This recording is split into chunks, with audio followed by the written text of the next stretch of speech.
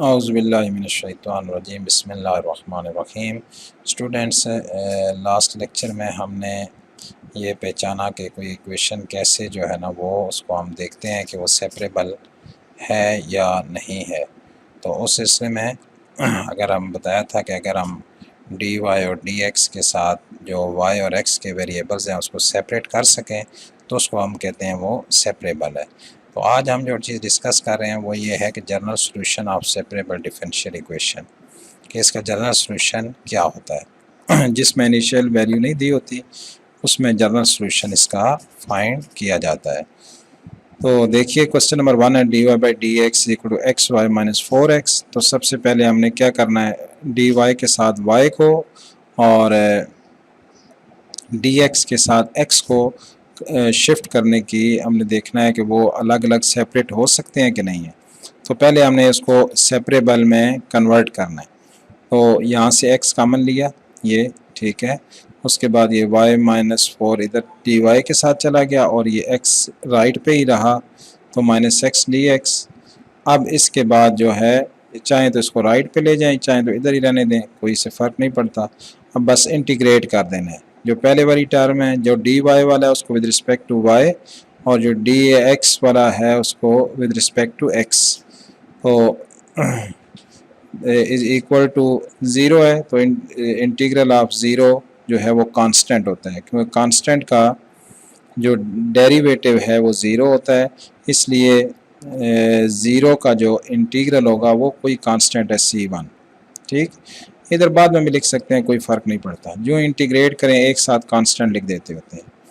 तो इसका क्योंकि डेरिवेटिव ऊपर है तो log ऑफ y माइनस 4 और इसका जो है X square by 2 is equal to c1। तो हमने क्योंकि ट्राई करनी होती है कि y फाइंड करें, तो log ऑफ y इसके इक्वल आ गया, इस 1/2 को राइट पे शिफ्ट कर दें। ये log जब इधर से राइट पे शिफ्ट होता है तो e की पावर में कन्वर्ट होता है। तो y minus 4 mod is e power जो भी कुछ है ये, ठीक है। और उसके बाद इसको सेपरेट करें, e power half of x square plus dot e power c1। तो e पावर c1 का नाम c दे दें। ये कांस्टेंट होते हैं, कोई नाम भी दिए जा सकते हैं क्योंकि ज़रा एक कोई नंबर एग्जैक्ट तो नहीं है ना, कोई एक वैल्यू है जो भी कुछ होगी वो उसका नाम एक c दे दिया तो वो c e की पावर 1/2 एक्स स्क्वायर हो गया, ठीक है। e power half x square dot e power c1, क्योंकि डॉट लगाएंगे बेस सेम हो पावर्स ऐड होती हैं।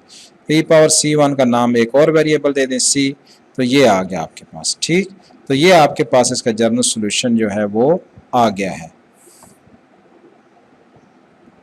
इसको आगे थोड़ा सा फर्दर भी किया जा सकता है कि जैसे ये बताया गया है कि ये एक प्लस होगा और माइनस होगा उस केस में, और उस केस में y जो है वो इसके इक्वल कन्वर्ट हो जाएगा। यानी y माइनस 4 मॉड है ना, तो मॉड पॉजिटिव होता है नेगेटिव होता है।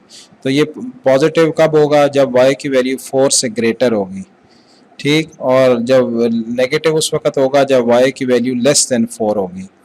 तो इस तरह ये जो है ना इसको हम दो हिस्सों में कन्वर्ट कर सकते हैं, एक ये और एक ये, और इस माइनस वाले के साथ यानी माइनस c का नाम एक और वेरिएबल दे दिया, जैसे -2 हो -3 हो, एक 2 है एक -2 है तो उसका नाम k दे दिया ताकि माइनस नज़र ना आए, आता भी रहे तब भी कोई मसला नहीं है, ठीक है। तो ये आगे से ये बन गया, तो बहरहाल इतना भी काफ़ी है। तो एक और क्वेश्चन देखें, D Y by D X equal to 3y square minus Y square sine X. तो यहाँ से वाई स्क्वायर कॉमन आ रहा है, वाई स्क्वायर कॉमन ले लिया और इस वाई स्क्वायर का लेफ़्ट पे शिफ्ट किया और डी एक्स से मल्टीप्लाई करके इसको भी लेफ़्ट पे शिफ्ट कर लिया, या राइट पे ही रहने दें, इसको ज़्यादा आसान हो जाएगा।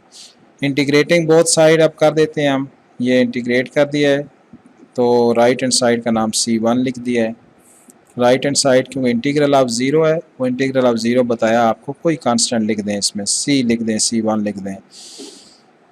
अब इनके इंटीग्रेट करना है, डी वाई के से सेपरेट हो गए हैं, सेपरेबल है तो y की पावर -1 है तो y पावर -1 का होता है y -2 है तो इसका आंसर होगा y पावर -1 और -1 यानी पावर n+1 और n+1 वो वाला हो जाएगा, और ये 3 का 3x हो जाएगा, साइन का जो है वो माइनस cos x होता है और ये c1 आ गया। अब क्या करें, इस x बाकियों को शिफ्ट करें राइट पे, y हमने बेसिकली फाइंड करना है तो ये इसके इक्वल आ गया, तो c1 का नाम c रख दें ठीक है, C1 भी लिखा रहे तब भी कोई मसला नहीं है। तो ये आंसर आ गया आपके पास।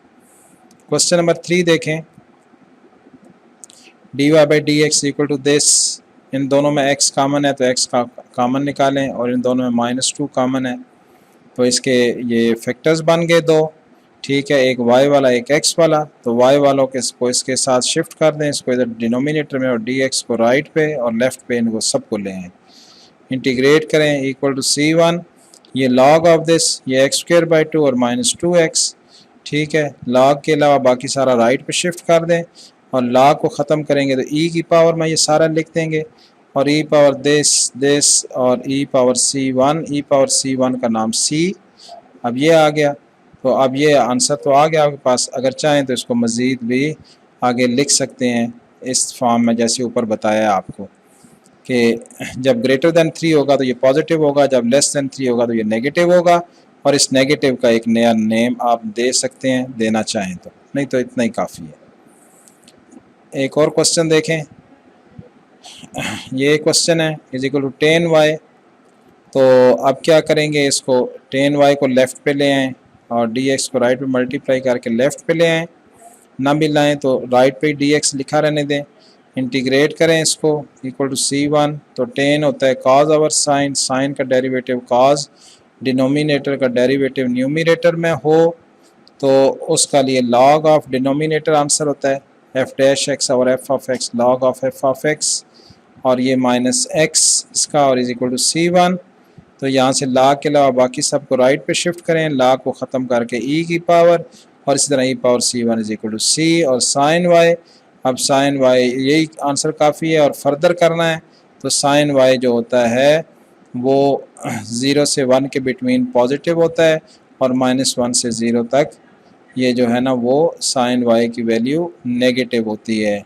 तो इसको अगर फर्दर आगे करना चाहें तो आर्क साइन और आर्क कोसाइन आप लिख सकते हैं, सॉरी आर्क साइन और आर्क साइन के, यानी कि साइन इनवर्स हो जाएगा ना, राइट पे जाएगा। आर्क साइन का मतलब है sine inverse of c into this, और साइन इनवर्स ऑफ -c, तो -c का नाम के लिख दिया है।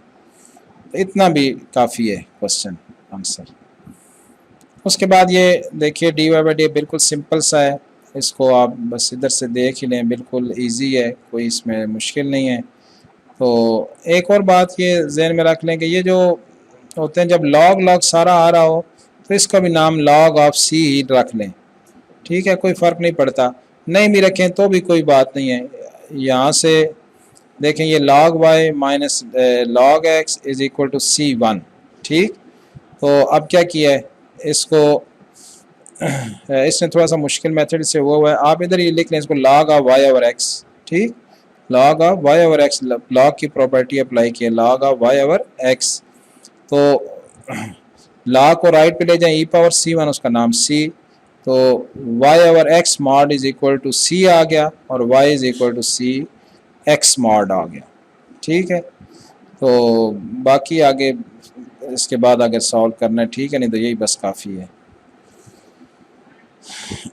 इसी तरह ये एक क्वेश्चन और भी देख लें, पहले क्रॉस मल्टीप्लाई किया गया, क्रॉस मल्टीप्लाई किया तो ये सेपरेट सेपरेट हो गए। अब जो है ना इनको इंटीग्रेट कर दें, ये y³/3 हो जाएगा, 3 से कैंसिल, ये y²/2 2 4 से कैंसिल हो जाएगा, x³/3 तो 3 2 6 हो जाएगा, 4x is equal to c, ठीक। ये यहाँ से अगर आप y निकालना चाहें तो y फाइंड कर लें, और वो ऊपर वाला लिख दें तो वो भी काफ़ी है। वो y कैसे निकलेगा, इन दोनों में y को कॉमन निकालें ना, और इस सारे को राइट पे शिफ्ट करें, और जो y कॉमन निकालने के बाद आएगा y² - 2y, उससे डिवाइड कर दें, तो जो ऊपर लिखा हुआ है उतना भी काफ़ी है। तो इस तरीके से ये जो है ना सेपरेबल जो इक्वेशंस होते हैं, सेपरेबल डिफरेंशियल इक्वेशन है, उनका इस तरह सोल्यूशन होता है। ये कुछ क्वेश्चन हैं, सिर्फ मैं इसको आहिस्ता आहिस्ता आपके सामने आगे मूव कर देता हूँ, ताकि अगर आपने सॉल्व करने हैं तो इनको भी यहाँ से आप वीडियो को इसको रोक कर आप इसको नोट कर सकते हैं, ठीक है। ये 8वां क्वेश्चन है, देखें। इसी तरह ये 9th क्वेश्चन है, देखें। फिर ये 10th क्वेश्चन है, हाफ पार्ट, ये 10th क्वेश्चन ख़त्म होता है इधर तक। इसके बाद ये 11 क्वेश्चन है, ठीक। फिर ये 12 क्वेश्चन देखें, इतने क्वेश्चंस कर लें तो काफ़ी हैं। अब हम इसके बाद ना एक इसका इनिशियल वैल्यू भी प्रॉब्लम वाला जो है वो भी ज़रा कर लेते हैं। तो इनिशियल वैल्यू प्रॉब्लम में ये जैसे क्वेश्चन है कि solve this y of -3 is equal to -1, ठीक है। ये इनिशियल वैल्यू प्रॉब्लम आ गया इसका। तो इसमें सिर्फ ये करना होता है कि आखिर में जो आंसर आ जाए ना उस पर ये कंडीशन पुट करके C या C1 की वैल्यू फाइंड करनी होती है, और इसमें कोई इतना ऐसी बात नहीं है कि कोई इसमें डिफ़िकल्टी हो। तो सिंपल जो है ना लास्ट के ऊपर जाके आखिर में पहले तो इस क्वेश्चन को सॉल्व करना है। देखें इस क्वेश्चन को बिल्कुल उसी तरीके से सॉल्व करेंगे जैसे ये हम सॉल्व करते हैं। ये dx वाले, ये dy वाले, दोनों को डिनोमिनेटर इसका जो है वो ये तो बन रहा है लॉग का, लेकिन ये क्योंकि दोनों की पावर सेम है तो इसमें रूल पार्शियल फ्रैक्शन वाला होता है, लिहाजा डिवाइड करना है। और डिवाइड करने का एक मेथड ये है कि जो यहाँ पे है ना वही इधर बना दो, या दूसरे तरीके से डिवाइड कर लो आप जैसे डिवाइड करते हो। तो इसको +2 और -2 करके सेपरेट सेपरेट डिवाइड किया है, ठीक है। ये आ गया इसका, ठीक। ये तो सिंपल मेथड से हुआ। अब ये log ऑफ ये लेफ़्ट क्योंकि इसका डेरिवेटिव ऊपर है log आ गया, इस 1 का y आ गया, और इसका भी डेरिवेटिव ऊपर है, 2 को बाहर ले गए तो 2 ऑफ log ऑफ दिस, ठीक। ये आ गया आपके पास। अब क्या करना है, आप y वाले इधर रख दें, बाकियों को राइट पे भेज दिए। तो इस y को हम log of e power y लिख सकते हैं। कुछ ज़रूरी नहीं है दूसरे मेथड से भी हो जाएगा, लेकिन आसानी के लिए सबको log में कन्वर्ट कर रहे हैं ताकि ये log वगैरह कैंसिल हो जाए, ठीक है। y को क्या करेंगे log ऑफ ई वाई, क्योंकि e और log एंटी होते हैं, ये कैंसिल हो जाएंगे। और इसी तरह इस c को भी जो है ना अगले स्टेप में log of e power c कर देंगे, ठीक है। आसानी के लिए कोई ज़रूरी नहीं है। बहरहाल ये log log log आ गए। ये log की property a minus log of b, तो a ओवर b हो गया ये, ठीक है। ये log log से कैंसिल हो गया, तो ये आपके पास आंसर सिंपल एक बन गया है। अब हम अप्लाई करेंगे लिमिट। लिमिट क्या है, लिमिट है सॉरी इनिशियल वैल्यू क्या है, y of -3 is equal to -1। तो इसका मतलब है x को -3 और y को -1 पुट करना है। x को y को -1 और x को -3, ये x है ये -3, ये y है -1, ये y है -1। इनको पुट करें और सिंप्लीफाई करें तो आप देखेंगे c is equal to -1 answer आ जाएगा, ठीक है। तो ये e पावर, क्योंकि ये डिनोमिनेटर में ये क्या हो गया इसका आंसर 1 हो गया, इसका भी 1 हो गया। तो e power c is equal to e power -1, तो c इज इक्वल टू -1 आ गया। बस ये -1 इधर पुट कर दें, ठीक। तो ये आंसर आ गया आपके पास। तो ये होता है इनिशियल वैल्यू प्रॉब्लम में, जब हम जो है ना वो इनिशियल वैल्यू दी होती है तो फिर क्या करना होता है, सॉल्व करके लास्ट पे वो कंडीशन अप्लाई करेंगे तो आपके पास आंसर आ जाएगा।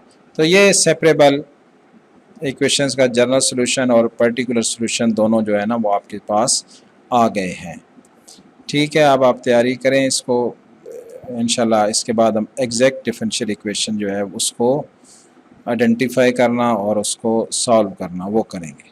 अल्लाह हाफिज़।